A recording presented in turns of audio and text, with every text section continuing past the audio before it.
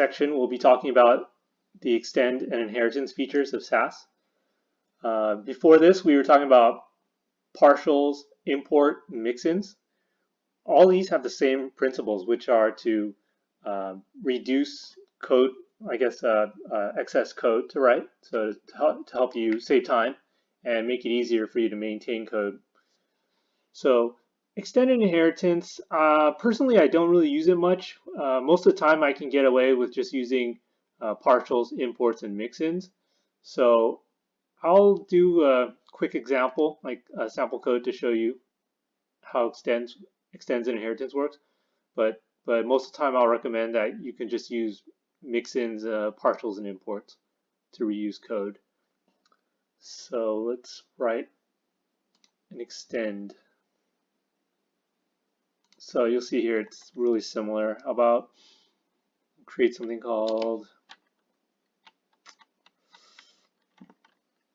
well, the syntax here, you use a %, and we'll call this, say, big size, and we'll apply it to one of our boxes or cards. And this will have a width of, say, 60%. Let's see if this works. And we get a border of 5 pixels solid orange. How about that? Okay, let's open up our test.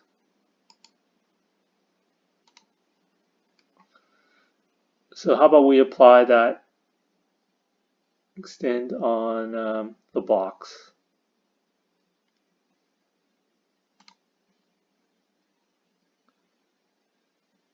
So you can go over here and do @ extend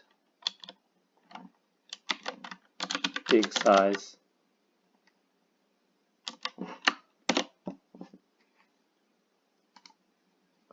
There you go. Has an orange border and a larger size. So it's very similar to mix-ins, but it's an extend inheritance. Let's take a look at the code it generates. The CSS, I'm sorry, it generates. So Sass, we'll see here, it's right over here.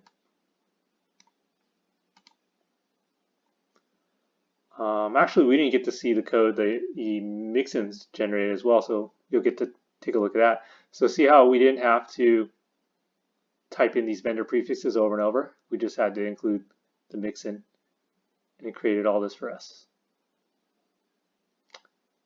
And that's it for inheritance and extend.